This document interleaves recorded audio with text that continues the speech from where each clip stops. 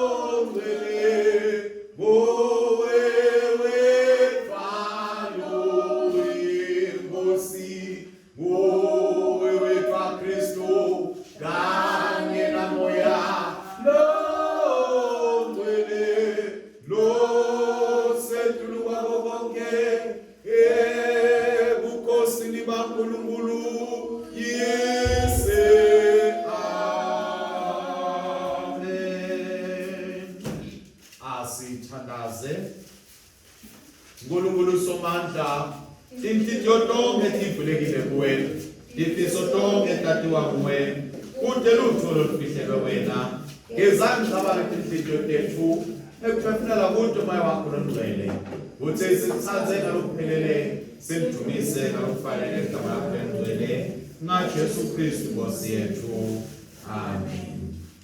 Jesu wathi ke ukwethanza inkosi uNkulunkulu wakho ngayo yonke inhliziyo yakho nangawo wonke umphefumulo wakho nangayo yonke ingqondo yakho nangawo onke amandla akho. Lona ke umyalo wecala newesibili umyalo wecala nalomkhulu newesibili ufanana nawo uthi ke wona bothanza makhelwane wakho njengoba utithanza wena. Kule miyalo lemibili bazalwane kubambelele yonke imithetho nebaprofeti. Kanti ke lelivi laNkulunkulu liyasikhumbuza ukuthi uNkulunkulu walithanda live kakhulu kangaka ukuthi wathi made wanikelana indodana yakhe lokuphela kwayo kuthi ethi noma ngabe ngibani lokholwa ngiyo angabhubhi kodwa abe nokuphila lokuphakathi ngoba ngayo lendodana siyathethelelwa tono tethu. Asivumeni ke bazalwane tono tethu siphikisele ngalokuqinisekile kuyigcina imithetho yaNkulunkulu siphile ngethula nangemthando nabo bonke abantu.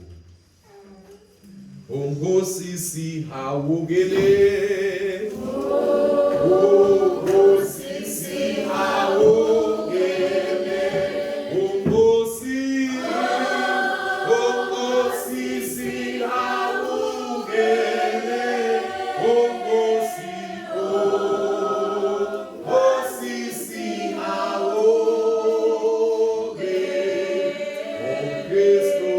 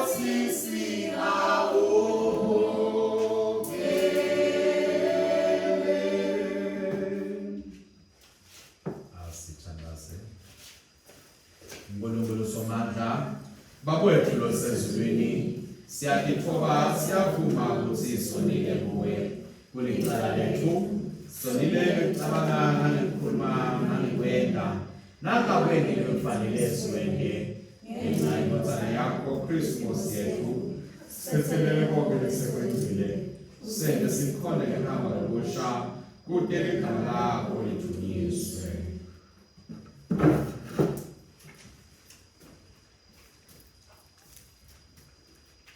Nkulunkulu Somandla lothethelela bonke labaphendva ngeqiniso akasihawukele asithethelele izono zethu asikhulule kuto asimise asiqinise kulungeni konke asigcine ekuphileni lokunini nanini ngaye Jesu Kristu Nkosi yethu.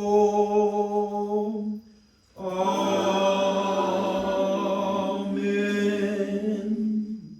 Asithandaze labanye ama-pew sheets tholakala ngekhatsi namaphepha enkonzo ekhasini lokuqala. Sithandaza kanye ke sithi Nkulunkulu mandla ethu nenqaba yethu wawugcina umndeni longcwele ekudzingisweni kwawo. Siphe umusa ukuthi sibone Jesu kubo bonke labasenhluphekweni nesibinzi sekuhlanganyela ezinhluphekweni zabo ngobe aphila abusa kanye nawe namoya lengcwele Nkulunkulu munye nini nanini. Amen. Sitawuhlala ke silalela izifundo zethu namuhla. Isifundo sekuqala uma encwadzini lebhalwe ngumprofeti Isaiah. Wethembekile uJesu, Wethembekile umsindisi wami, wethembekile amalanga wonke siphila ngaye sisizwa nguye uyasinakekela wethembekile. Angimbingelele bazali ngegama likaJesu. Amen. Isifundo sekuqala sibhala encwadini ka-Isaiah 63 saqala verse 7 siye 9. Isaiah 63 verse 7 to 9. Phasi kwesihloko lesithi umusa kaNkulunkulu ku-Israyeli.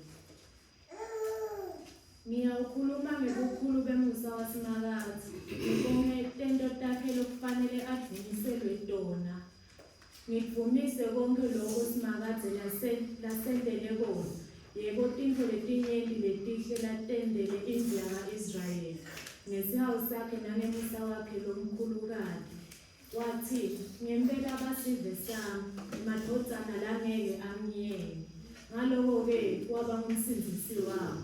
Kuko konke kukhathateka kwabo naye abekhathatekile. Ingilozi yebukhona bakhe yabasinzisa. Ngeluthando lwakhe nangemusa wakhe wabahlenga. Wabathatha wabekhala kuwo onke emalanga akadzeni. Akabonge uNkulunkulu. Jehubo 148.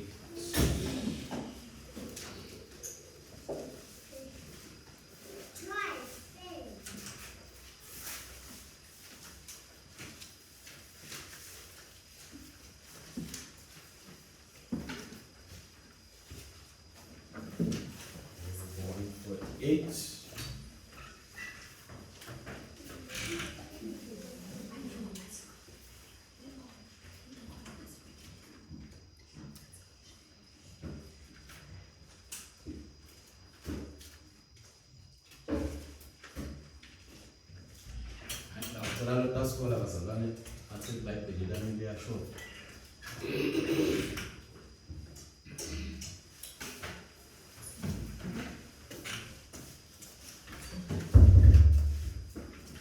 Jehubo 148.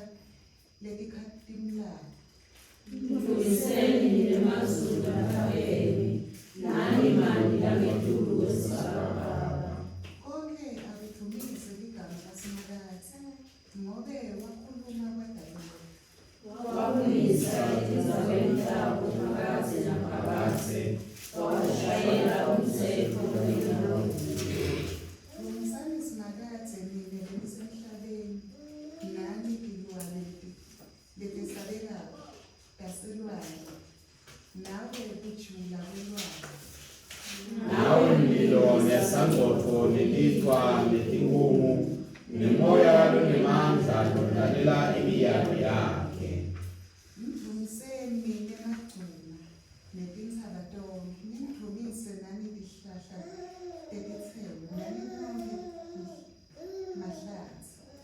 Niletilwane lesiganga netekufuywa nami lenihamba ngesisu netinyoni netindizayo.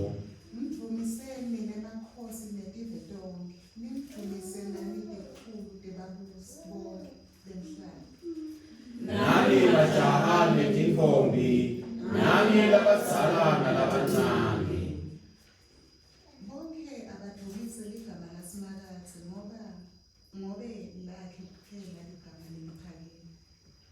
Inkazimulo yakhe inetulu kwemhlaba nelizulu.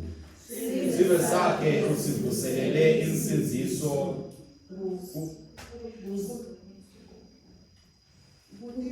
Kuthunyiswe bonke labangcwele bakhe lekusinde saka-Israyeli lesithute naye. Haleluya, dumisani singabazi. Akathunyiswise ntembotsana nabuya longcwele njengoba bekunjalo ekuqaleni kusenjalo nanyalo kuya kuba njalo kude kube nini nanini. Amen. Isifundo sesibili siphumani ngathi lebhalele kubaHebheru.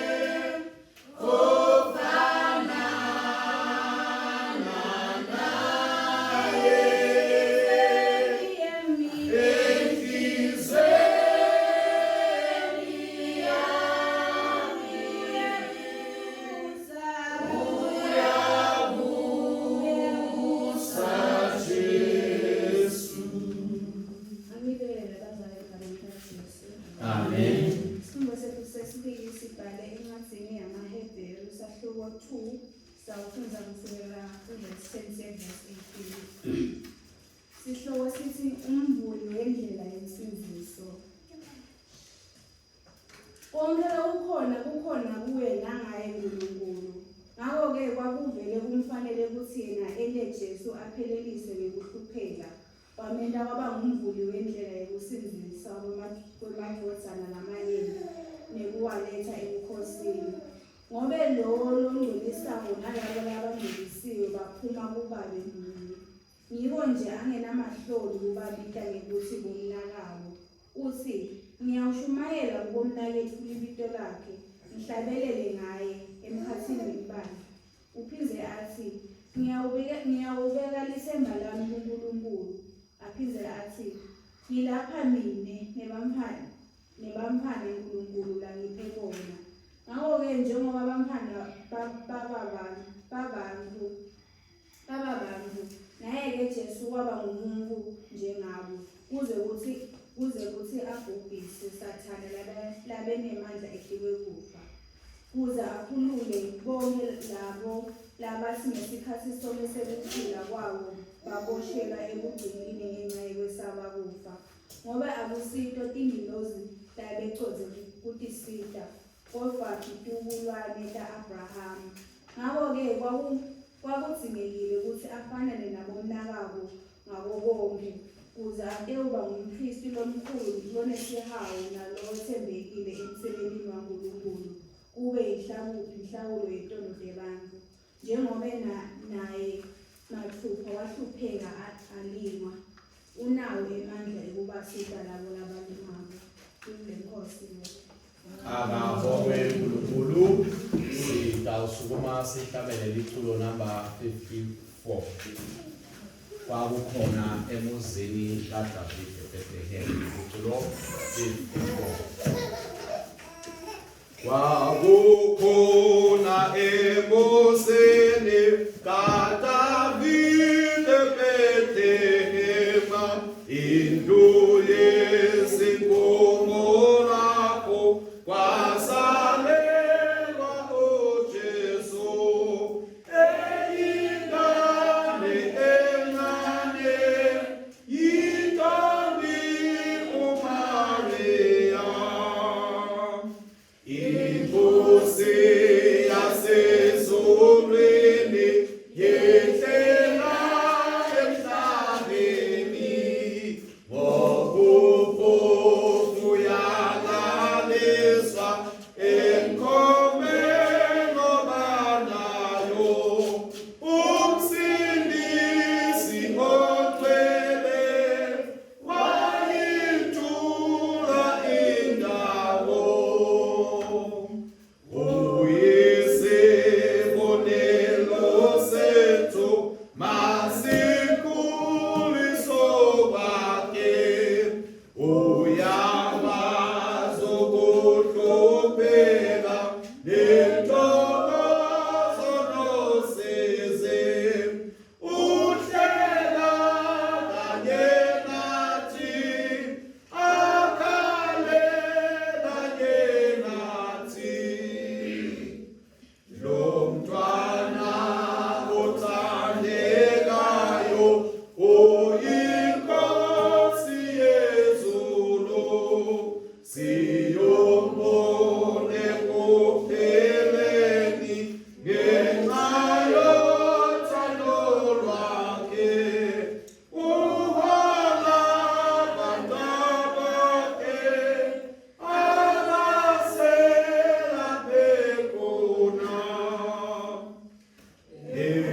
esencane wahlonipha walalela onina leyo ntombi ethobile eyaphatha ngothando makafuze ngoJesu nabantwana bamanje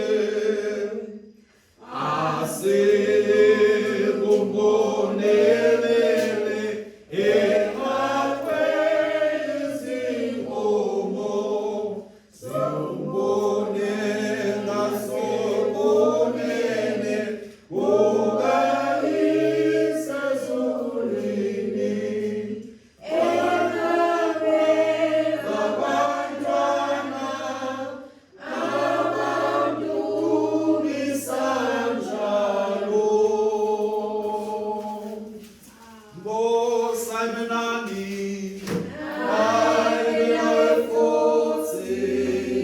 lalelani tindzaba letinhle ngekulandzisa kwamathewu longcwele sakhiwo sesibili siyaqala kufundza esahlukaneni selishumi nakutsatfu kodunyiswe Kristu msenzisi wethu.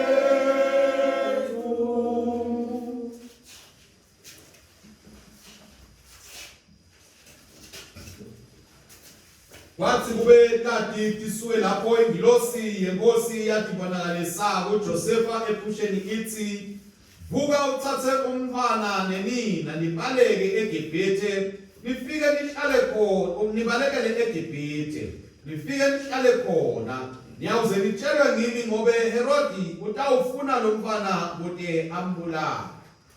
Ngakho-ke Josefa wavuka wathatha umfana nenina bahamba ebusuku balibhekisa eGibhithe wahlala khona waze Herodi wafa kude kugcwaliseke lokwakhulunywa inkosi ngemprofeti nakathi ngiyayibida indvodzana yami ukuthi iphume eGibhithe. Wathi Herodi asabonile ukuthi tati timyengile, wathukuthela kwagcwala kokaka, wathumela ukuthi akubulawe bonke bantwana labaduna baseBhethehema nakuto tonke tindzawo tangakhona laba baneminyaka lemibili noma ngephasi. Waya ngesikhathi labesibutisise etatini. Ngakho-ke kwagcwaliseka lokwakhulunywa ngumprofethi Jeremiya nakathi livi levakala eRama kukhala nekulila lokukhulu. Rakheli akhalela abantu bakhe angasavumi nekudududwa ngoba vele bebangasekho. Kwathi kube kufe Herodi, ingilosi yenkosi yabonakala kuJosefa ngeliphupho eGibhithe ithi, vuka, thatha umfana nenina ubuyele eveni laka-Israyeli ngoba labo bebafuna ukubulala umfana sebafile. Josefa wavuka, wathatha umfana nenina wabuya eveni laka-Israyeli. Kodwa wathi nakeva ukuthi sekubusa Akhelawusi eJudiya esikhundleni seHerodi, wesaba kuya khona. Asayalwe ngeliphupho wajika waya esikhundleni saseGalile. Wayawuhlala edolobheni lekuthiwa yiNazaretha kuze kugcwaliseke lokwashiwo kwaprofethi ukuthi uyawubitwa ngekuthi ngumNazaretha. Nalike livangeli la Kristo.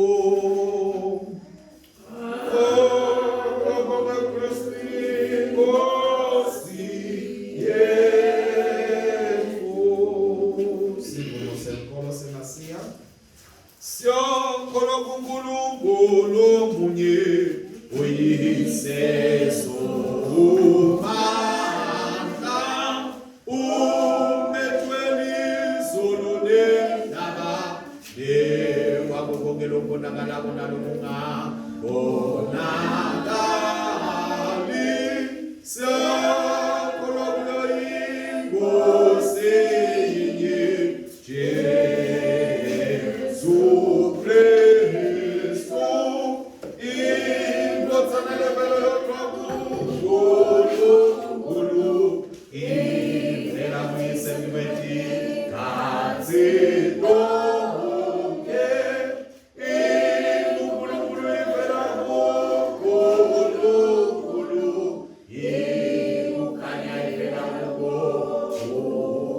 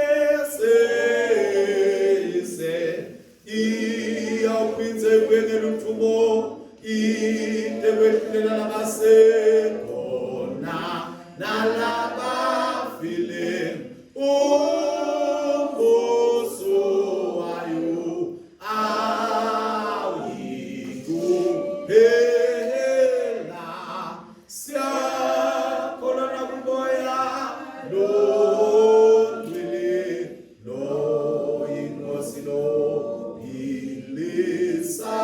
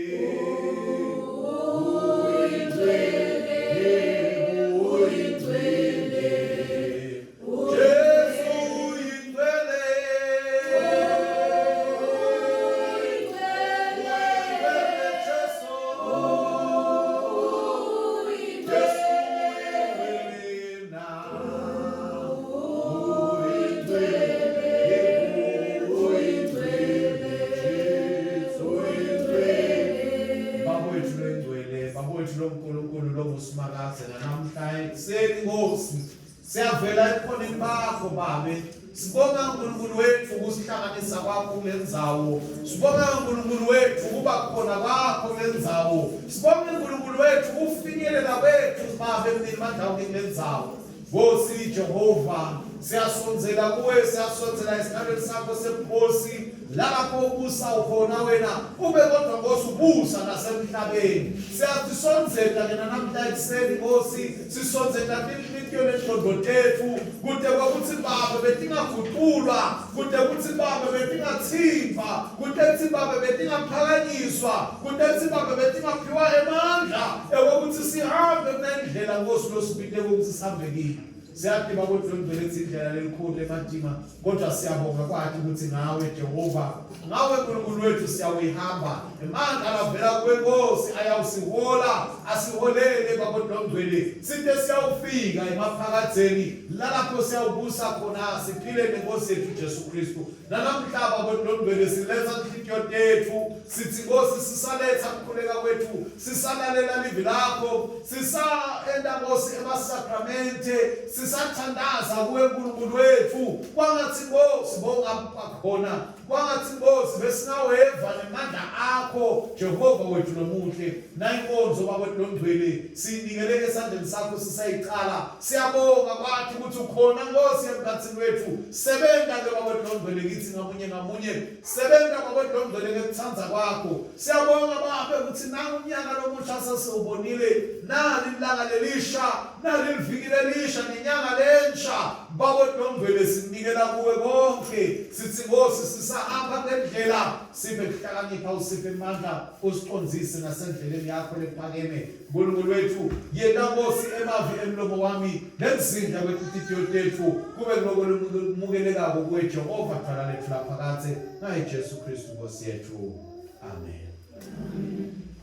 Singahlala phansi bazalwane siphindze sivusele bazalwane sithi happy happy happy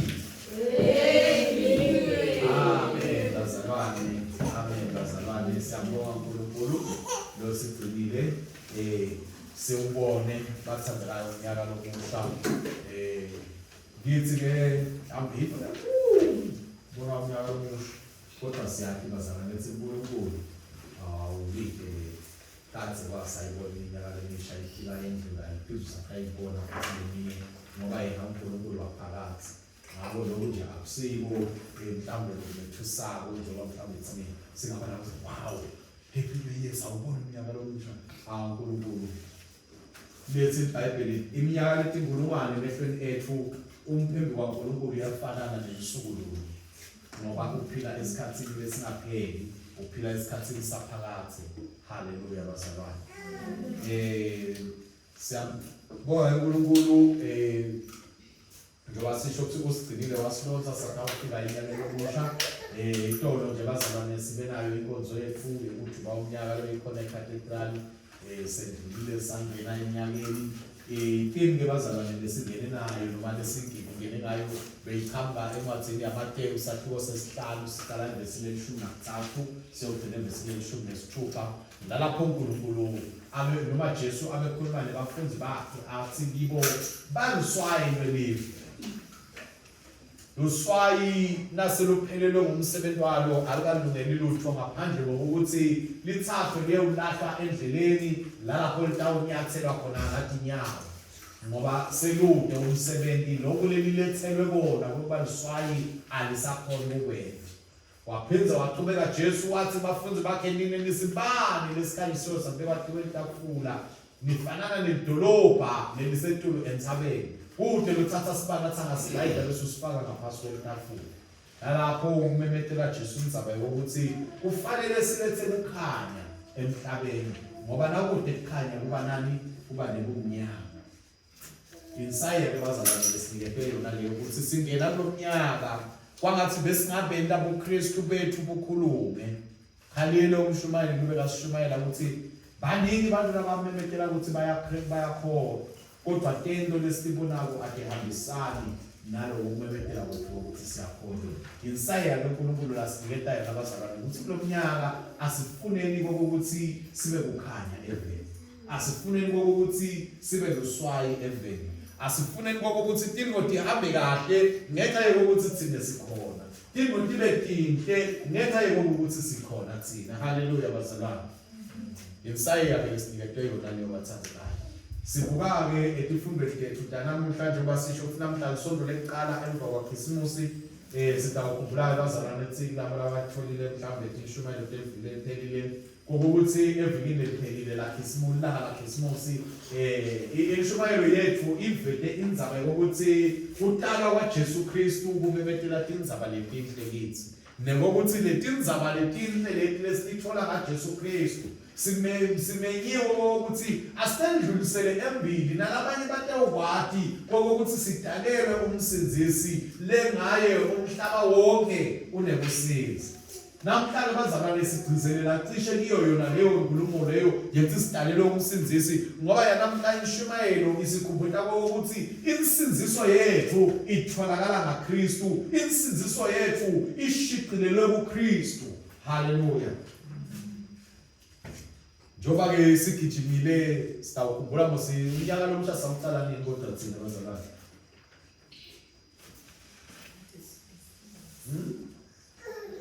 Bongile kusondela sathana unyaka lo mhla.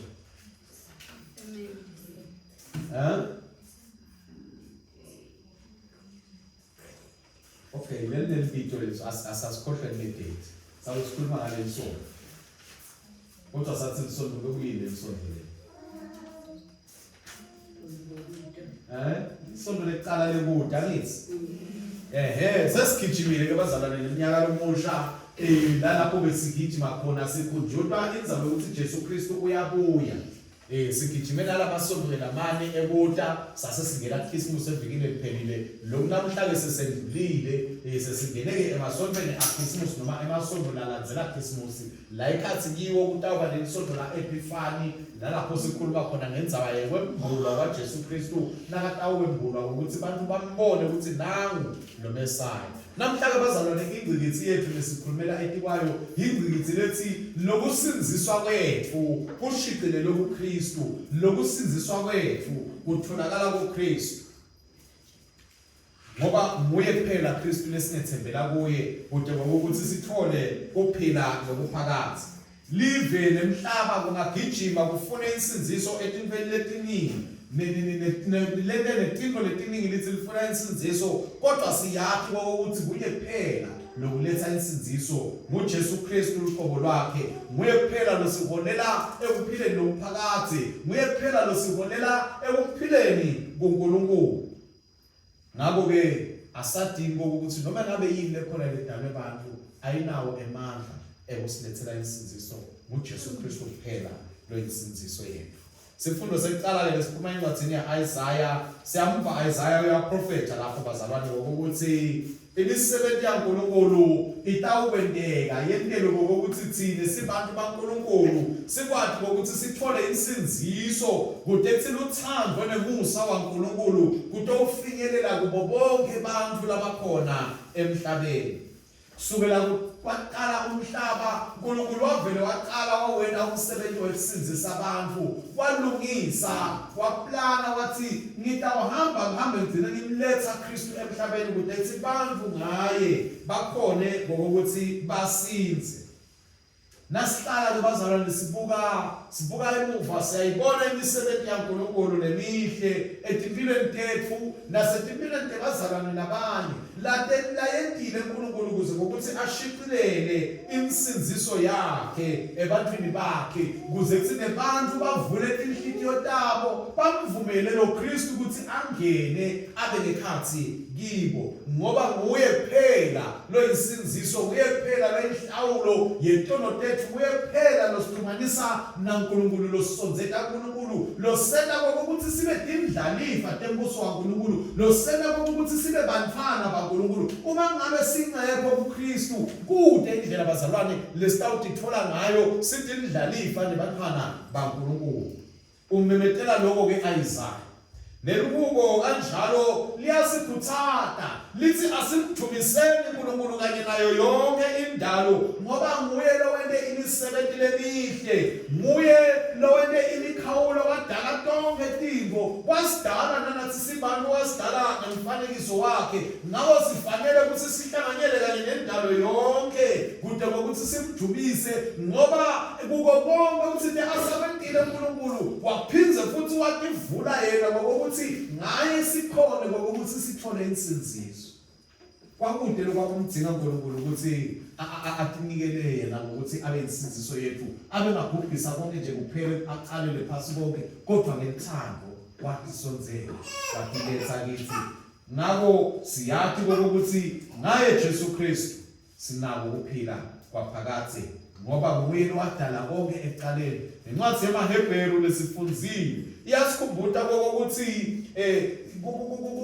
kusinziswa kwethu solo kutholakala kuKristu, yena lo wahlupheka weta emhlabeni watawuhlupheka kwathi noma ngabe bekangumdala tonke izinto kodwa watiletha emhlabeni kutoba yinsinziso yethu, ngoba kwakude lenye indlela uNkulunkulu bekangasizisa ngayo ngaphandle kokuthi alethe Jesu Kristu. Sikhona ukuthi sibone ukuthi uNkulunkulu ufuna siphile kanjani ngaJesu, aphindze futhi abe yena umhlatshelo loyawuhlathwa endelo kokuthi ngaye sikhona ukuthi sithole insinziso, ngaye sikhona ukuthi sendiwe bantwana baNkulunkulu. Kristu wadingeka ukuthi emaHebheru wadingeka ukuthi afanane nathi kude kokuthi ate ukhona ukuthi asibonise indlela, ate ukhona futhi ukuthi avelane nathi ebuthakathakeni bethu, ate ukwathi ukuthi vele bantu basemhlabeni baba nabo ubuthakathaka lobu kanje, kodwa ndawubasitha ukuthi banqobe, ndawubasitha ukuthi bakhone ukuthi babe ngetulu kwabo. Lokukhulu kakhulu weta Kristu kudethi atawusipha kunqoba kufa, atawusipha lenqoba sono, njengoba asho umbhali wemaHebheru ukuthi sono nekufa bantu bebakwesaba, kodwa ngekufika kwaKristu sigcine sesiyekela ukwesaba ngoba esathi ukuthi kufa kuyindlela yokwedlulela embusweni waphakathi nalapho siyawuphila khona inguna phakathi. Evangelini ke siyambona Kristu ukuthi ekuphileni kwakhe, ekuqaleni kwakhe wavele waba umuntu lohlushwayo, live alizange limfune njengoba sitshela ukuthi inkosi iHerodi yafuna ukumbulala, kodwa uNkulunkulu wabamuhle wamthatha wamphephisa, wamkhulu wavela kuJosefa wakhuluma athi sukani nihambe niye eGibhithe nalomphana ngoba Herodi ufuna ukumbulala. Wakhona Jesu ukuthi athi asesemumphana watikhanza asasikhoseni, watikhanza asaphuma ahamba aya eveni live leNkulunkulu kadzeni abekhiphe abantwana bakaIsrayeli kilo ngobe laliseli bahlubeda libagcilapha, kodwa laguquka laba indzawo lalapho Jesu Kristu wahamba wayewukhosela khona kudethi inkosi leyayiphethe noma yayibusa kaIsrayeli leyayiHerodi ingakhoni ukufinyelela kuyo. Wakwenda lokhu ke Jesu kudethi ate ukhona kuvelana nathi nasetikhathini lalapho khona siva ngokuthi siyahlushwa, siva ngokuthi siyahlubetwa, sathi ukuthi uyakwati ukuhlushwa nekuhlubetwa, uyakwati ukudingelwa nokulandzelelwa, kwabalela evela kubo kwayakulelinye live, bantu bayaphuma babaleke emaveni abo bayelamanye, kodwa uNkulunkulu uyaqhubeka abe nabo ngoba uyakwati ukuhlupheka lokwendlula inkosi yethu Jesu Kristu kibo. Siyabona ke bazalwane ukuthi kuba konke lokhu tenteka nje leThixo uNkulunkulu abevele aprofethile ngakho ukuthi titakwendeka. Waprofetha ngokuthi indvodzana noma umsinzisi uyawuphinze ahambe aye eGibhithe bese uNkulunkulu uyamkhipha eGibhithe umbuyisa kaIsrayeli. Nembala wahamba wahlala khona kwaze washona inkosi iHerodi nayishona wabuya wetha kaIsrayeli. Kodwa nakhona sitshela ukuthi uNkulunkulu waphindze futhi wagcina lesinye isiprofeto ngokuthi abazange babuyela eveni labo laseBhethlehema, kodwa bahamba baya eveni laseNazaretha lapho bafike bahlala khona kuze ukuthi kugcwaliseke nembhalo lapho uNkulunkulu abememetele ukuthi umsinzisi wemhlaba uyawubithwa ngokuthi ngumNazaretha. Ngoba bazalwane kwakukhona nje kwakwehlukile ngalabantu baseNazaretha. Kwakukhona lokwakuhlukile ngoba kwakunetinto lebebadenga letathentiwa ngilabanye abantu. Ngabo wafuna uNkulunkulu ukuthi ayewukhulela kuleyo ndzawo khona atawufunza letimfundiso noma atawuphila kuleyo environment ya leManazaretha labekaphila kiyo. EManazaretha ke bazalwane abecishe aphilise kwalabantu lesibatiwo lesibabita ngamashembe lezinsukwini. Ngoba bangashefi bebangaholi babangihluthu babena netinto bebadidla bebakhetha ukuthi lokho asikudli lokho siyakudla. Nendlela nje bebaphila ngayo yayehlukile. uNkulunkulu wafuna ukuthi akhule lapho Jesu ngoba abefuna ukuthi atowukwakha lempilo lakhathi kuye latawukhona ukuthi athina senabafunzi bakhe abafundiseyo ukuthi nayo impilo uNkulunkulu lafiseke ukuthi siphile ngayo. wakhula ke lapho kuze ngokuthi kufezeke lesiprofeto lesithi uyawuba umNazaretha uyawukhulela enzaweni yaseNazaretha. Kusifundisa ke lokho ukuthi iprofeto kaNkulunkulu njengoba sibona ukuthi konke lokwakuprofethiwe ngaJesu kwaphumelela. Iprofeto kaNkulunkulu lanato ngetimpilo tethu lativetile evini lakhe mhlawumbe nalabe sokuyakhuluma nyalo asatikhuluma direct nathi natibuya kuNkulunkulu titawufezeka bazalwane. Kude lokutawuma endleleni uNkulunkulu utawukwenda konke kuze ngokuthi tifezeke.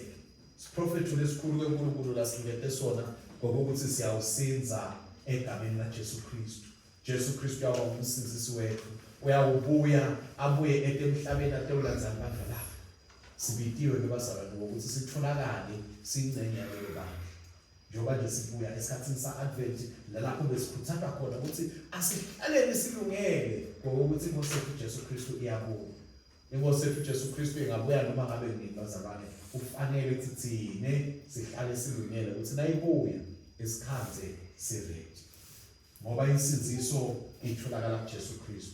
Ushilo ukuthi uyabuya yena asihlaleni kuye sihlale sitilungiselele bazalwane njengoba nesiqala unyaka lomusha asifiseni ukuthi Nkosi ekuhambeni kwethu ekwenteni kwethu asibe bantu labahlala njalo balangatele lampeya kwakho bahlala njalo futhi bakulungele ngokuthi noma belingakhala nini licilongo ngeke sibe sesithi Nkosi sicela ume kancane sisafuna kulungisa kodwa noma lingakhala nini licilongo lisikhaze sinoma ngabe nguphi noma ngabe nguphi la sikhona khona sibe nensaye ukuthi nakhala licilongo siyavele sithi Nkosi sesiyenda. Hallelujah. Singabi sinayingoma nayo ukuthi nababitwa labakhethwa bangeniswa ekhaya ngiyawuthi yebo Nkosi nami mina la. Ngoba bathe ngiyayihlathiya ingoma ngibona ngathi lo muntu uthi yebo Nkosi nami mina la ngoba sewusele uyababona bayahamba bayakipha bakhethwa bayangena ekhaya. Asingalingisindi lo mhlabeleli bazalwane kodwa asibe kunabangenako ekhaya.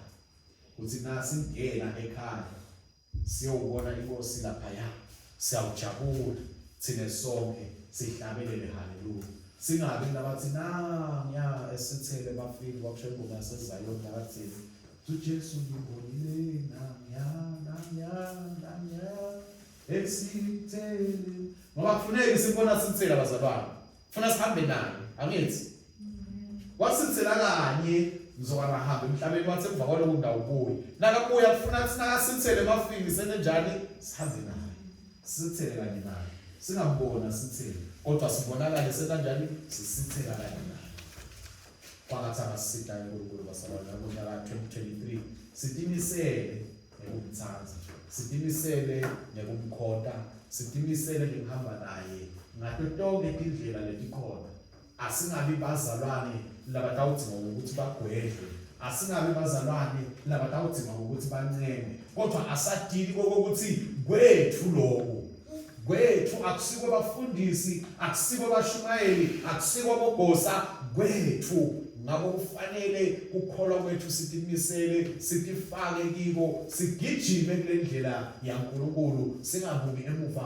kodwa sibuke embili siphokophele emqomelweni lasibekele wona uNkulunkulu kutethe egcineni nathi sitewukhona kulesa Pawulo sithi sikulwile kulalokuhla nokuhle sigijimile libanga lethu sesilindele nje umchele lesiyawuthola kubabe ukuthi sihambe lalabi lasibekele ukuthi sihambe khona. Kamela uNkulunkulu yese endodzana nabalo ngcwele. Amen.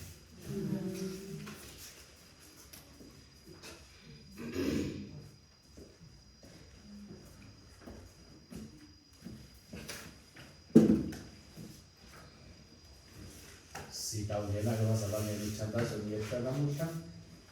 Bazalwane ngemaphepha labanawo indiwawo batawuthandaza lo mithandazo lekhona sitawube sesisho ke umthandazo wegcina ngakho bazalwane. Asithandaze iphimbo lethu yimvumiso wena lo ngcwele wakaIsrayeli ngoba ufikile waba semkhathini wethu utawuthwala imithwalo leyisesinzayo siphe inhlitiyo letivulekile kude kuthi sitewumukela bodzadewethu nakumnakethu labahluphekako siphindze semukele Jesu ngekukhombisa bonvu kulabadingami Nkosi ngemsa wakho yiva ukuthandaza kwethu. Nkosi Nkulunkulu wethu, liphakeme kakhulu ibito lakho emhlabeni wonke. Emazulu angumsebenzi wetandla lakho, kepha uqhubekile wavuma usisinzisa ngendlela ethobekile nalelika kutinikela. Kwathi sekwenze emalanga lasiphohlongo idelwe intombi Maria, indodana yakho yaqala yasebentela kusinziswa kwethu ngekuchitha ingati yayo yagcwalisa umthetho wakho. Yemukela ukubonga kwethu lokujulile ngebungcwele ngekuthethelela kwetolo lesikwemukela ngempilo, kufa nekuvuka kwaJesu. Nkosi ngemusa wakho. Yiva ukuthandaza kwethu. Babe lobusisekile, wathumela indodana yakho ukuthi ingene enyameni yethu.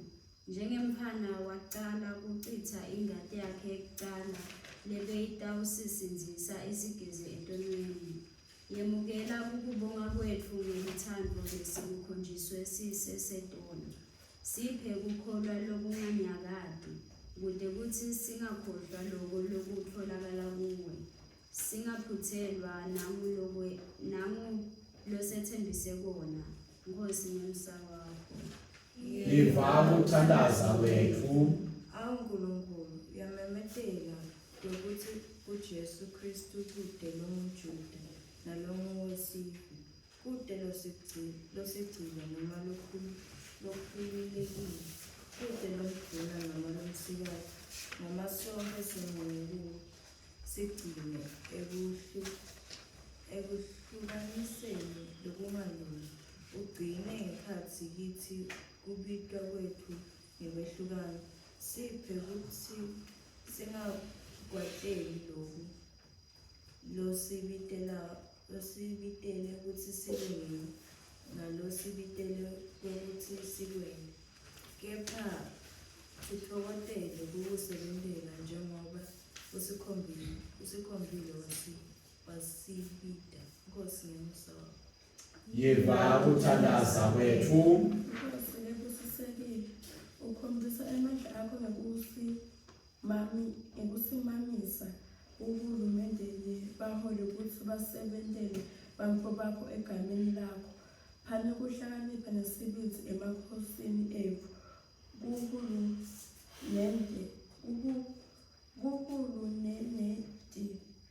Uhulumende wethu tishaya mthetho tethu kanye bomantshi nemajaji ethu kude basebentele ngendlela eqotho kude bonke bantfu, ikakhulu labo labangakhoni kutimelela nekutivikela. Nkosi ngemusa wakho. Yiva ukuthandaza kwethu. Babe losezulwini, busisa usigcine umusa wakho.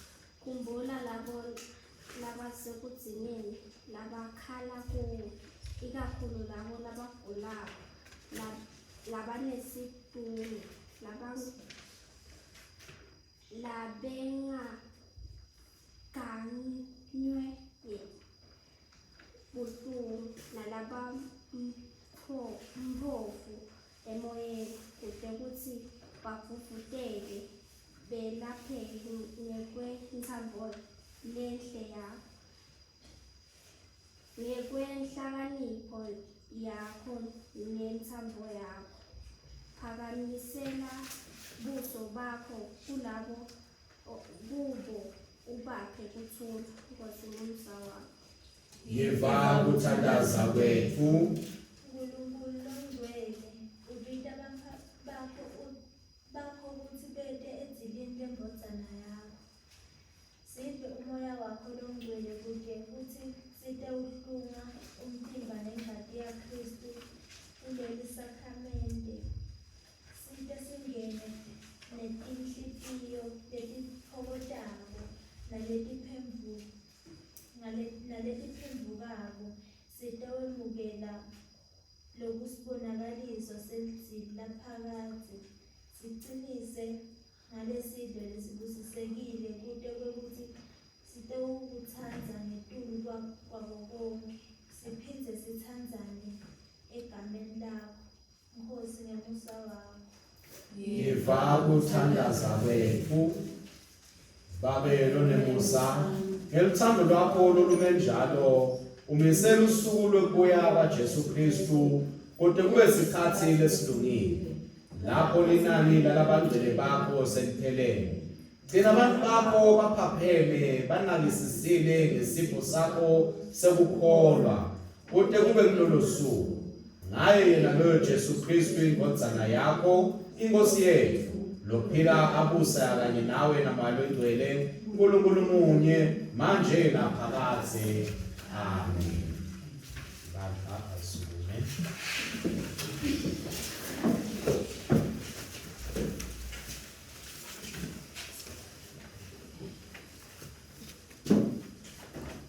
Tingilosi tamdumisa Kristu tamdumisa uNkulunkulu tathi akube bukhosi kuNkulunkulu kulelisetulu kakhulu nekuthula emhlabeni kubantu labathokotelwa nguye. Kuthula kuNkosi apenani ngetikhathi tonke. Awanze. Amen. Sivuselane nje bazalwane. Silungisa umnikelo. Amen. What the chorus?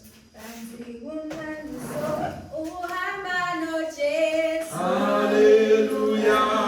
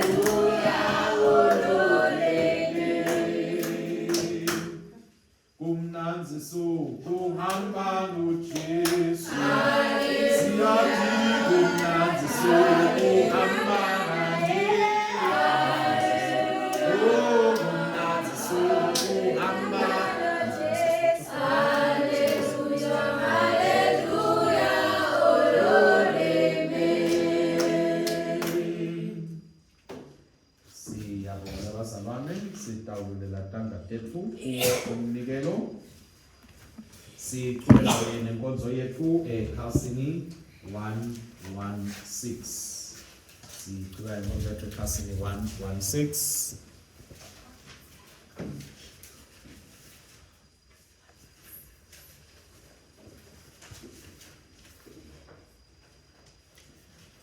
Sitawuthandaza abazalwane umthandazo wekuqala khasini 116 kaba 48 asithandaze.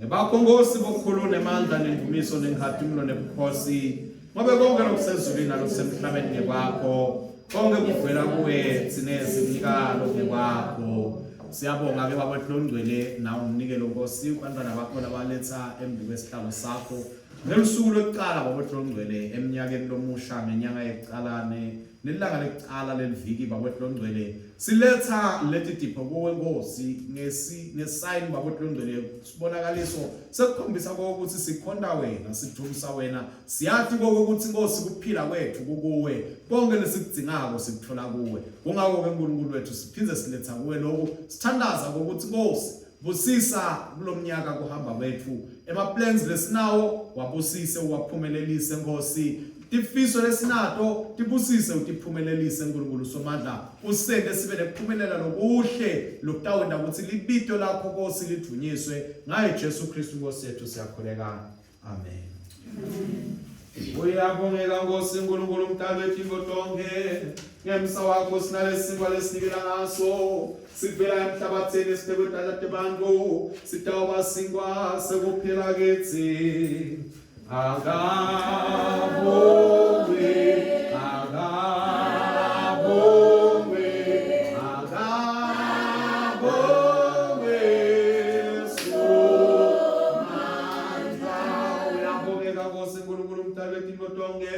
ngemsa wakho sinaleliwayini lesinikela ngalo lesithelo semvini nemsebenzi wetata bantu leta kuba insebenzi insizo kithi agabonge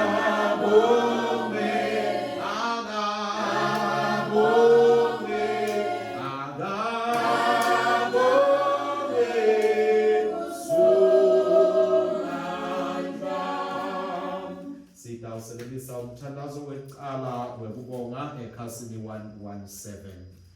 Inkosi ayibe nane ayibe nawe futhi yenyosani tinhliziyo tenu seyakenyosela enkosini asibonge Inkosi uNkulunkulu wethu kufanele kulungile kukhomane kumhlomisa kufanele impela kumsebenzi nenjabulo yethu Nkosi babelo sesulweni uNkulunkulu somandla lonini nanini siyakubonga ngetikhathi tonke nasetindzaweni tonke ngaye Jesu Kristu indodzana yakho leyodwa inkosi yethu.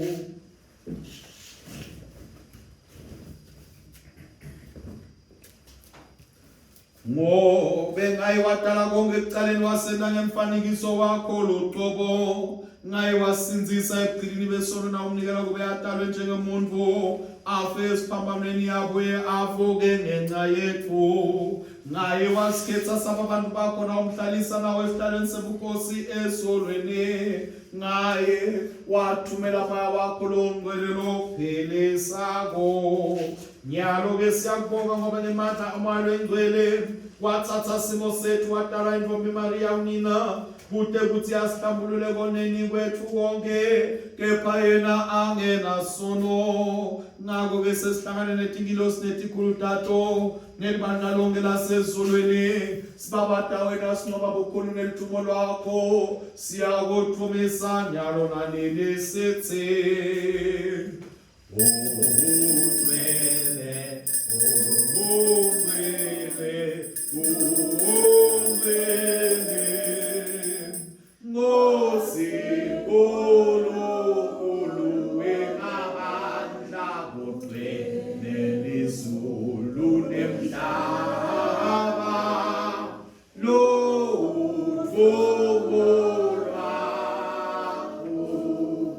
Awo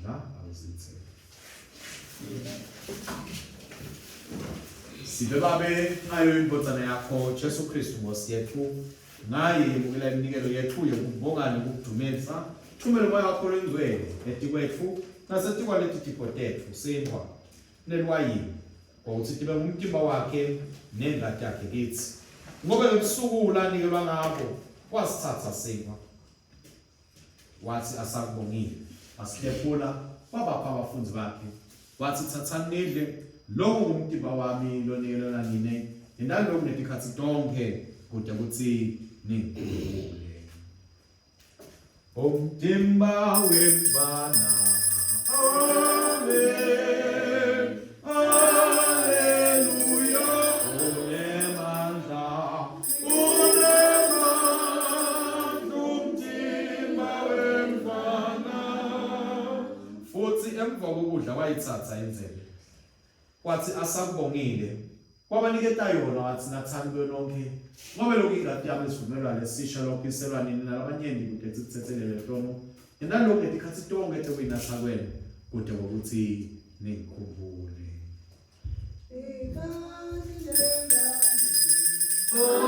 amen haleluya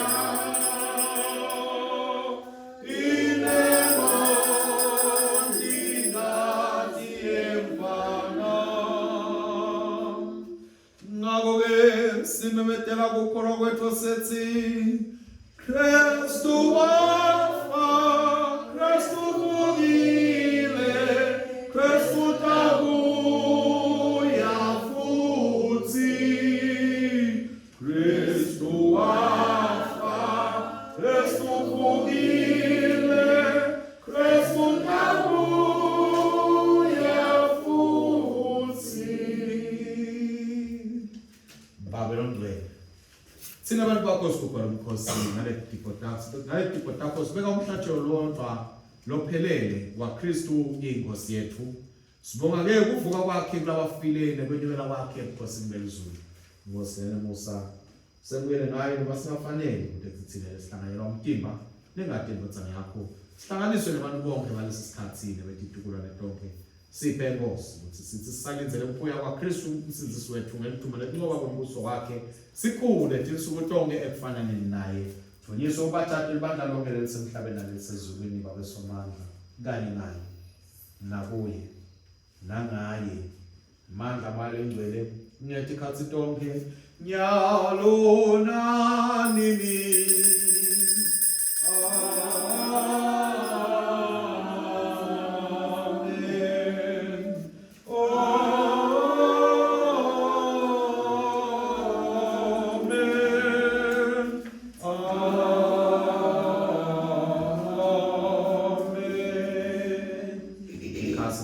namashumi amabili nesithupha 126 sigaba semashumi lasikhombisa nesikhombisa.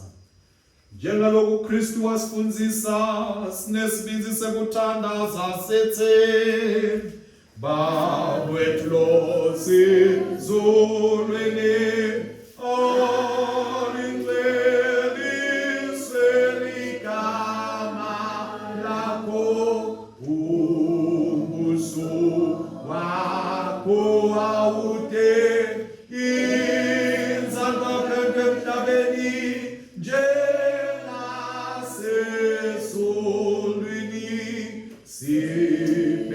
kudla kwethu kwemalanga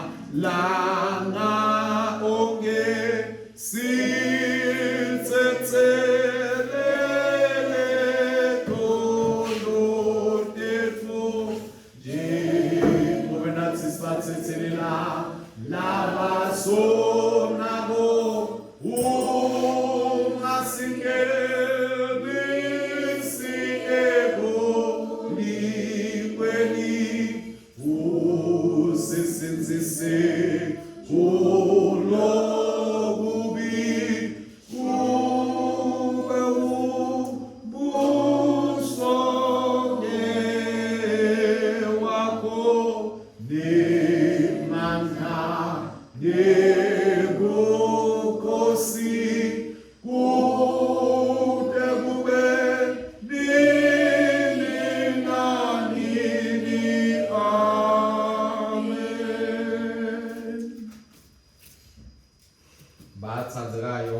enkosini. Lenzebe yesivumelwano lesimo lakho ayisiyo inhlanganyelo ngade umsindisi wethu uJesu Kristu. Lesinkwa lesihlephulako asiyo inhlanganyelo yemtimba wa Kristu na. Sinele sibanyekisi umtimba munye ngobe sonke sihlangana siwasinye.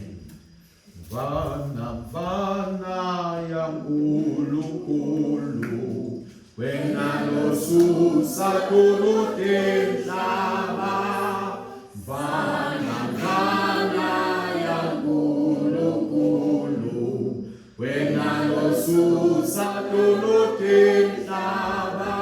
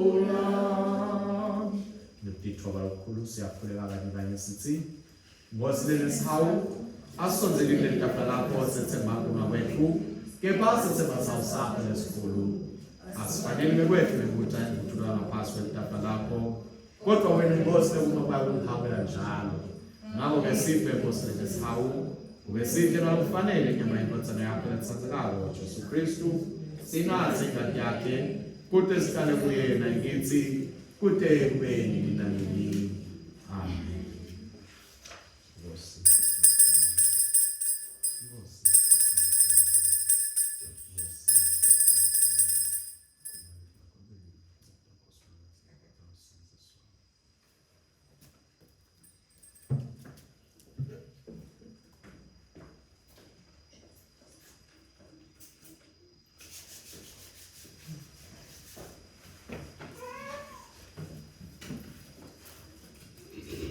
Insinziso yethu bazalwane itholakala ngaJesu Kristu yena kuphela lwaba inhlawulo letono tethu wanikela umtimba wakhe nengadi yakhe ukuthi ngaye sisinziswe sithole ukuphila kwaphakathe. Masihlanganyela ndzawonye kulela nkonzo sikhumbula kufa nokuvuka kwakhe sipheze simemetele ukubuya kwakhe lesikulinzelele ukuthokoza. Sonzelani bazalwane sitomula umtimba waNkosi Jesu Kristu anikela umncethu nengadi yakhe lasophisela yona. Simdlele inhlitweni tethu ngokukholwa nangokubonga.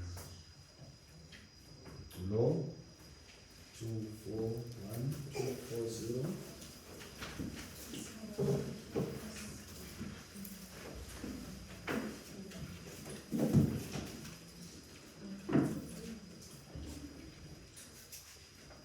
241 Asivesi kamnelite lobubo Yesu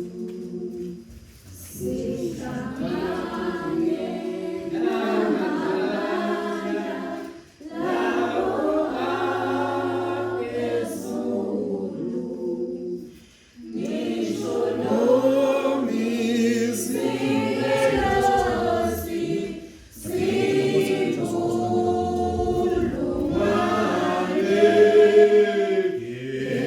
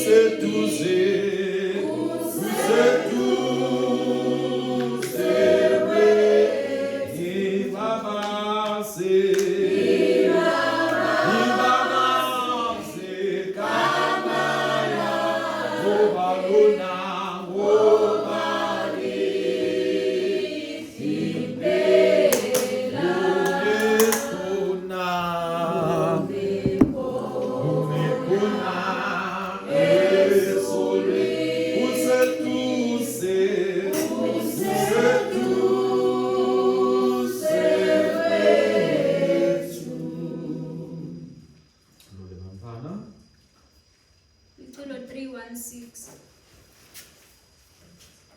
Nkulunkulu Baba wethu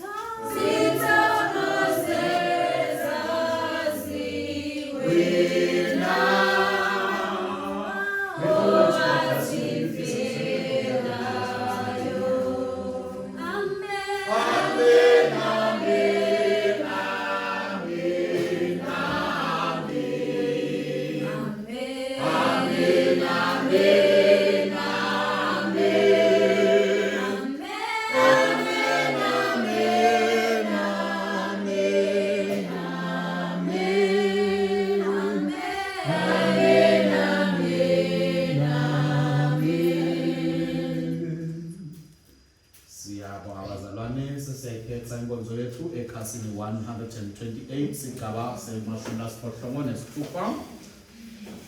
Bongani simakathe ngoba anebusa siyasakha sipheli nanini. Simakathe uNkulunkulu umnikade amandla onke. Siyabonga babe ngalolu suku losibusise ngalo namhla wasihlanganisa ndawonye kulena ndzawo uNkulunkulu wethu. Uqala unyaka, uqala inyanga, uqala iviki. Sibonga babodongcwele ukuthi usiphe ukuqala kahle siqale kuwe uNkulunkulu wethu. Kwangathi bongenda Nkosi nako konke lesitawukwenda nomnyaka. Siqhubeke siqale kuwe, sikubeke kuwe, udethi Nkosi ukuthi uba nempumelelo. Udethi Nkosi ukuthi ubusiseka. Siyabonga ke babodongcwele kusondla ngetimfihlakalo letingcwele umtimba nengadi yendodzana yakho umsinzisi wethu Jesu Kristu. Sibonge nokusigcina kwakho Nkosi ngemsa wakho emtimbeni wayo indodzana yakho loyihlanganya bonke labakholwako. Siyathandaza Nkosi ukuthi sisi ukuthi sibeketele njengamakholwa laphilako kulobu budlelwano lobungcwele nokuthi sikhule elithandweni elilaleleni nasekwenteni inthando yakho ngayo Jesu Kristu inkosi yethu. Lokhona abusa kanye nawe namalo igcwele uNkulunkulu munye kude kube nini nanini. Amen. Sithandaza kanye sithi Babe mnikade amandla sitinikela kuwe Jesu Kristu Nkosi yethu kuwe sibe ngumhlatshelo lophilako sithumele vele amandla wakho longcwele sihambe sisemlele mthumone ubukhosi bakho. Umthandazo weAfrika uNkulunkulu kusisa iAfrika gcina abantwana bayo thola abaholi bayo uyiphele kuthula ngaye Jesu Kristu inkosi yethu. Amen. Amen. Kuthula ke kwaNkulunkulu lokwenza kuthonza konke akutigcine inhliziyo yethu nemicabango yethu simade simthanze uNkulunkulu kanye naye indodzana yakhe Jesu Kristu inkosi yethu. Nesibusiso saNkulunkulu somandla uyise nendodzana namalo engcwele asibe kithi njalo asithi amen siyakuthomisa asithi amen siyakuthomisa asithi amen amen amen amen siyakuthomisa asithi amen siyakuthomisa asithi amen siyakuthomisa asithi amen amen amen amen siyakuthomisa. Siyabonga kakhulu bazalwane. Sitawuqala laba tawo abantu baphethe noma labane baphethe kuleviki leswabilo nakuleli lesigilo. Ngicela abasukume nabakhona babuye ngembili sihloko thandazelo noma labane ma-anniversary bazalwane nabo wa-graduator noma watekwa noma washada kulesi sikhathi lithuba leli. Okay. Amen. Nalibandile ekhaya endlini lodala mhla 27 December. So lekuyibhede yakhe ngalesibili. Amen. Amen. Bekathi 4 years.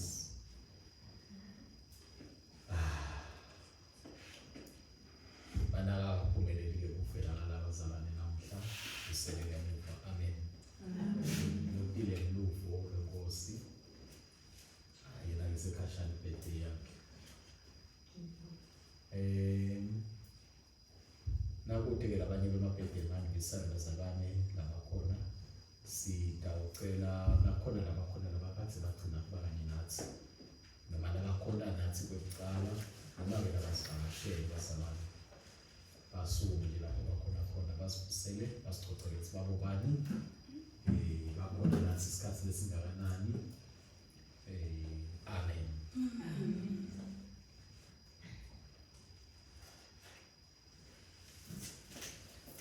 Sanibona ntombazane egameni lenkosi yami Jesu.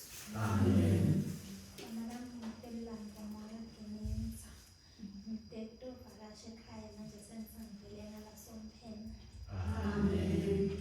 Siyabonga lokhu. Sendiyele bazalwane Jesu. Amen. Igama lami nginethuthula ngakamisa. Ngitemeba kakhulu. Siyabonga bazalwane.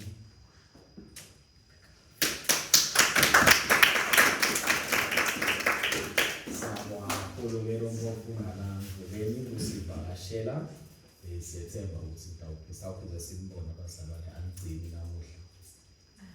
Amen. Ngiyemukeleka ekhaya, siyethemba ukuthi nithokozile najabula kukhona kanye nathi. Nangabe kungasiyo indlela ebeyijwayele, ngiyethemba ukuthi nibonile ukuthi besendani konke lebesikwenza sekwela-ke kuvela eBhayibhelini. Ngiyawufunza ngaleli langa, sekufunza ukuthi lokhu bakwentelani kanje, lokhu bakwentelani kanje. Amen. Ngicabanga ukuthi bazalwane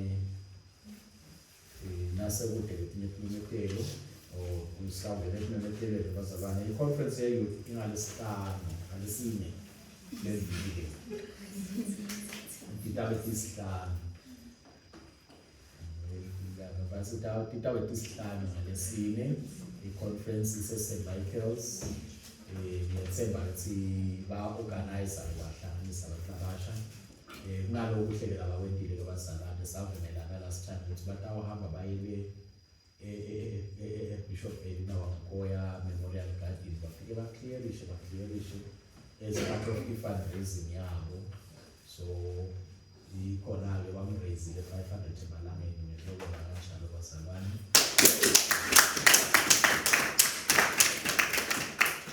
Ngiyakholelwa ukuthi it was part of i-fundraising labayentabo yokulungiselela i-conference.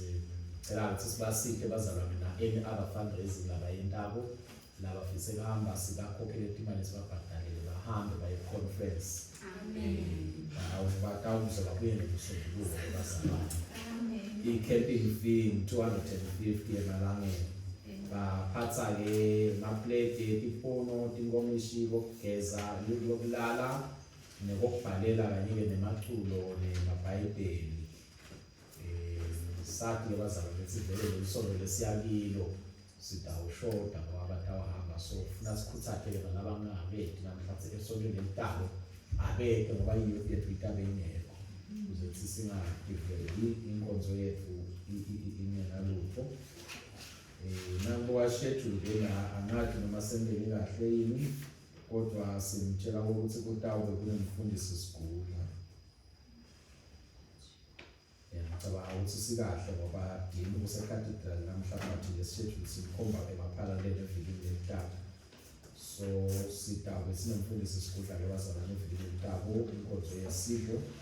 Njengoba sesathi ukuthi lo mfundisi sigudla cishe sewungala sewaphuma emaphalaleni sekwangena umfundisi zamasigudla. Ngicabanga ukuthi umfundisi zamasigudla utawube kunaye ecathedral ngelisonto.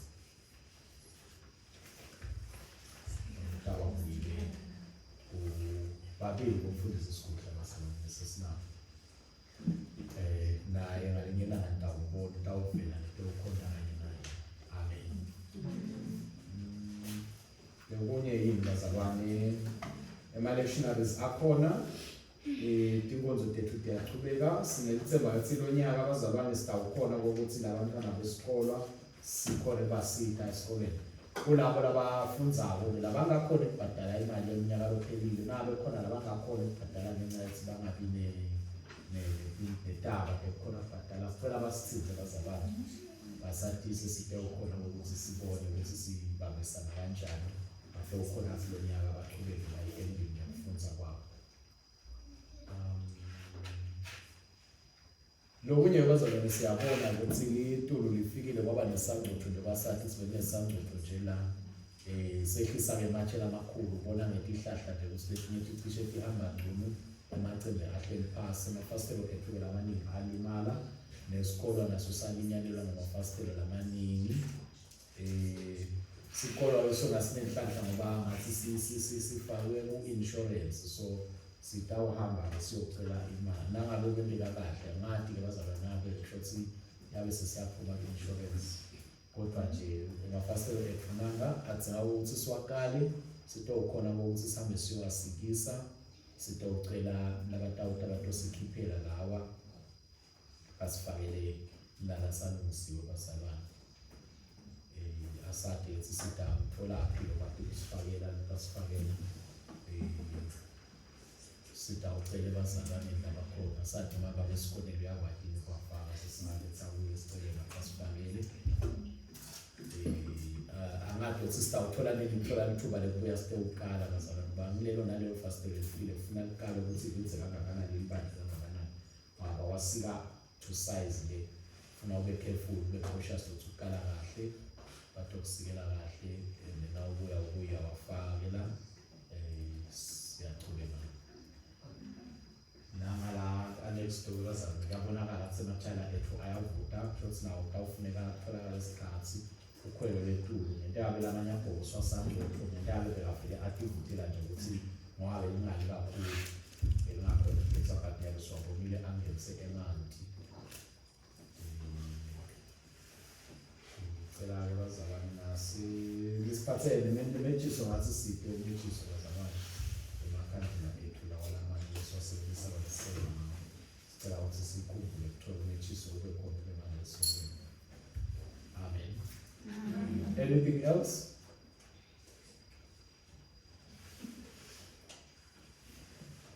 Okay. Ngoba namhlanje langa lekucala bazalwane eminyakeni imali ekucala futhi enyangeni langa lekucala evikini. We are going to take this opportunity baye bawende ecathedral but nakhona labaneticelo leti-specific labathina umthandazo wakhe ngabathi uphathekile ngabathi kukhona kuhlaseleka lokuthile you can come embili sike uthandazana naye. Ithimba elikhulu lisengozini ithimba elikhulu lisengozini ithimba elikhulu lisengozi ithimba elikhulu lisengozi uthembela lesingene kiwo bakwethu siyathandaza bakwethu wesifanathi siyamelana ngokwenhlongweni nathi konke tibopho letimisiwe letivimbela impumelelo yabo Nkosi emhlabeni letivimbela uNkulunkulu somandla ukuphumelela kwakho ngoba Nkosi siyakithi ukuphumelela kwakho kuludumo kuwe Nkulunkulu wethu namhlanje Nkosi siyathandaza abesithandazela Nkulunkulu somandla impumelelo kibo sithandazela abadodozela impumelela phambili sithandazela Nkulunkulu somandla tingo letinhle letivela kuwe Nkosi mwelo kunabo abadodozela ekhathi empilweni yabo sithandazela kufunza kwabo abadodozela ngokuthi kufunza kwabo abadodozela abe nawe ekhathi imandla wonke bakho Nkosi kuhlakanipha bakho Nkulunkulu somandla uqonzisisa bakho abadodozela besabi bathi Nkosi bayobhala bathi Nkosi bakubhekelele kusayele tinye bathi ngokuthi wena abadodozela ubapha kuphumelela Nkulunkulu somandla. We are praying, Father God, for success. We are praying, Father God, for victory. In Jesus Christ's mighty name. Njoba ushokos namhlakithi kuzinsinziso yethu tholakala kuKristu. Siyakholelwa Nkosi sinetimbo letinhle losibekele khona Nkosi sitholakala kuKristu. We are praying, Father God, for your success, mighty God. We are praying, Father God, for breakthroughs in Jesus Christ's mighty name. We are praying, Father God, for protection, Father God, in Jesus Christ's mighty name. Bavikele Nkosi uladile baphe Nkosi kuphila lokuthithimako sibelana nako konke ukugula Nkosi lokubhekiswena kibo lokubhekiswena semndenini yabo sithi akunaso sisabelo babodolongweni akunako ukuphumelela ngoba Nkosi sibabopha sibambonya ngendalo yaJesu Kristu sibavalela ngaphansi kukamlilo wakho lokuthulako uthula babodolongweni konke izinto letimako dibhekana nabo ubaphe Nkosi ukuphumelela. We praise you, we glorify you, we exalt you, mighty God. In Jesus Christ our Lord we praise. Amen. Utembila Nkosi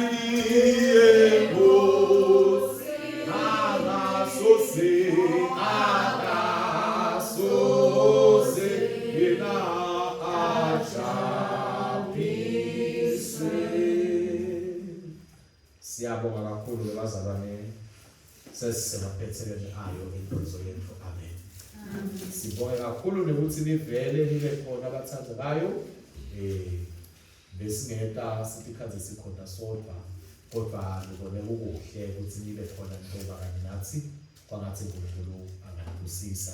Sitawusuma bazalwane sihlabele iculo number 346 culo 346 sawuhlala bazalwane amavesi lamane eqala nevesi lekugcina. Culo 346 noma sihlabele lonke nje bazalwane ngoba siyadinikela phela kuNkulunkulu ukuthi Nkosi njengoba sokuqala lo nyaka siqala kuwe sicela ukuthi konke lesiniko kube kuwe ukuthi sitoba nempumelelo efanele kwethu Jesu Kristu. Amen. Ibuthiwe ngomsawakho ngabanguye njalo njalo ufakazi wakho Jesu Yesu Kristu oenkosi Yesu Kristu oenkosi Mosenife efadaza nawe kwa Kristu wani sekulela kuwewekwa situ Kristu oenkosi situ Kristu oenkosi nawo mziwamigo wako kogosiswe ukanyiswe uqiniswe uqondiswe kutu Kristu uyinkosi kutu Kristu uyinkosi nawo mzimba nomphefumulo nayingono nenhliziyo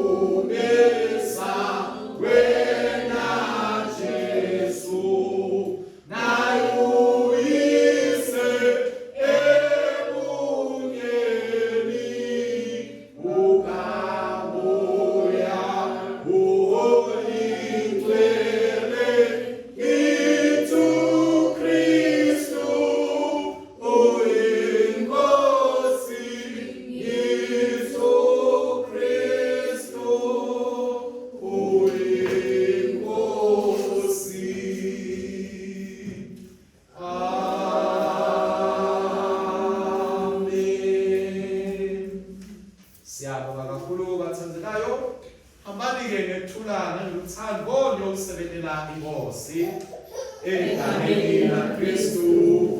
Amen.